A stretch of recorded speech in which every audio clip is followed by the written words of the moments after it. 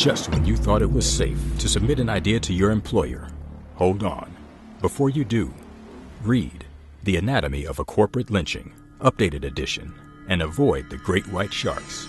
Available on Amazon worldwide. And hear the audiobook featuring a cast of actors delivering the facts exclusively at fourthfordbooks.com.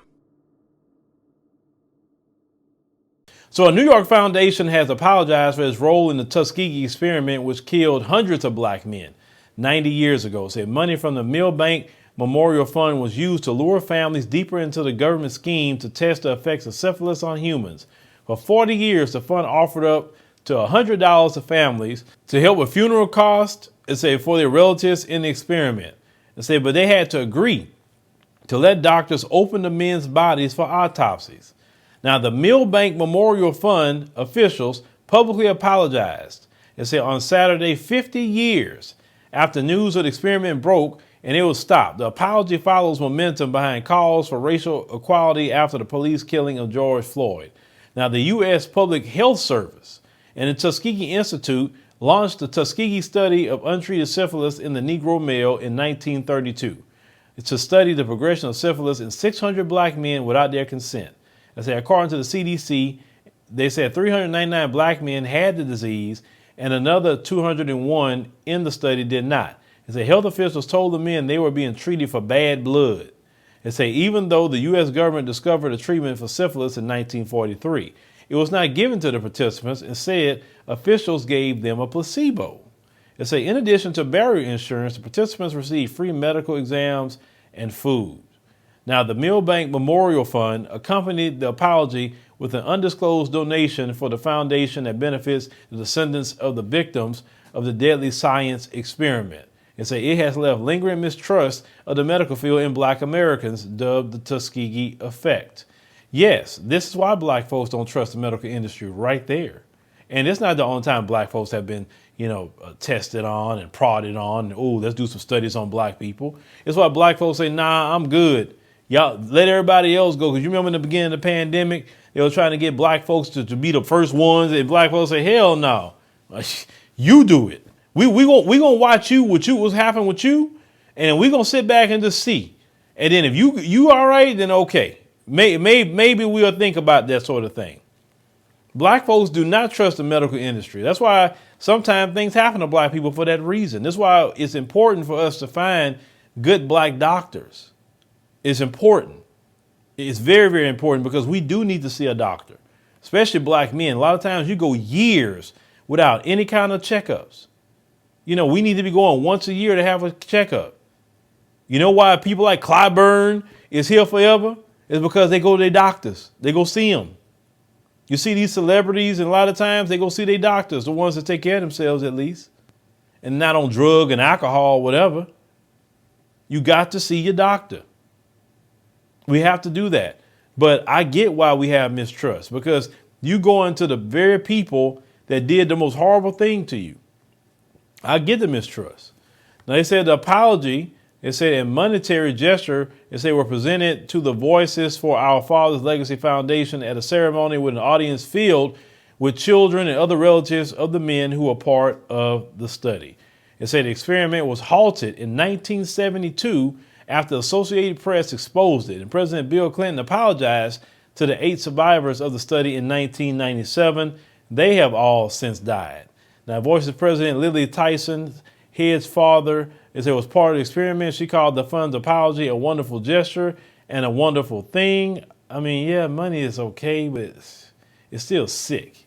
Now, they say Head's late father, Freddie Lee Tyson, grew suspicious and left the study years before it ended. They say her family did not receive any of the Milbank Memorial money, and she wasn't aware of the fund, even though hundreds of other families received checks. And Milbank's fund turned, to historian Susan M. Reverie, who wrote a book about the study to track their participation in the scheme. The organization got, involved, in 1935 after then U.S. Surgeon General Hugh Cumming, thought it would be an important tool to persuade the families to allow the government to dissect the bodies. The fund, headed by a group of white men, offered money to the families would otherwise struggle to acquire to provide a proper burial for their loved ones. And the government experimented It say on a final tally of 620 men in the Tuskegee study, it say the fund wrote $20,150, it say in checks for about 234 autopsies. Say the payments died down as the Depression ended and the family's financial footing was restored. It said the survivors and their families received a $10 million settlement from a class action lawsuit. It say filed in 1973, but according to court documents, the awards are very relatively small. Once rationed out, Milbank was included in the lawsuit, but was later removed. They said that Collins said that Floyd's death ignited discussions about recourse for the fund's role in the scheme. It said the organization had also become more diverse by then. They say the voices were used for funding for scholarships for descendants of the study's participants and a memorial at Tuskegee University. It said Reverby, it said Milbank's apologies, they could serve as an example for other groups with ties to systemic racism like California.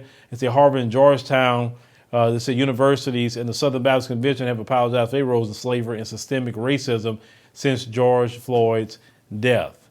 But this is American history that they don't want to teach in school, and the reason why black people the way, we are with the medical field and other things like that. Some of us still trust them. I don't have no trust whatsoever. That's why I'm always careful on how I move, what I do. I always say, if you try to keep yourself healthy as possible, you can avoid even having to deal with them like that.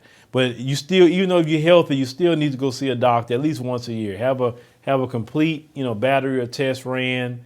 Hey, they say, hey, you doing good? Or, hey, I don't know what this is. Let me check that. People have caught things and dealt with them before they got worse. Because the biggest problem with us, especially as black men for sure, is that we'll go years with a pain. We'll go years with certain things going on. And then when we finally go, they're like, oh, it's this. And you're like, well, how long you been dealing with this? Oh, it happened 2 years ago. Well, if you'd have came 2 years ago, we could just gave you some medication, been done with it now. It's threatening your life, man. So yeah, please go see your doctor. Find you a good doctor, in spite of what these people are doing. But like I said, they got to pay for all that evil they've been doing. And they are paying for it today. This is why their system is spiraling down. They're paying for it. Trust me. Every evil they've done to black people, they got to pay for that. And there's nothing we can do. There's nothing we just have to hold our peace and just watch the show. And you see it happening right now. But let me know what y'all think about this, American history story that happened to black folk. So the next time they come to you saying, hey, black people, why don't you, trust in us with medical? Well, go see Tuskegee, and that's why. Living in America as a black person, you recognize there is one set of laws for you and one set of laws for those, especially in the white community. In our book, Passive Aggressive Racism in the System of White Supremacy, I take you through times in my life when I first started noticing white supremacy. We teach you how to recognize it, identify it, and also counter it in our book. This book is a beginner's course for those that are just starting to wake up and open their eyes to see the system of white supremacy. As a black American person, you must understand this system because this system is life or death to you. How you handle it, how you deal with it, it can affect your mental health if you don't understand this system. Pick up our book, Passive Aggressive Racism in the System of White Supremacy, today on Amazon.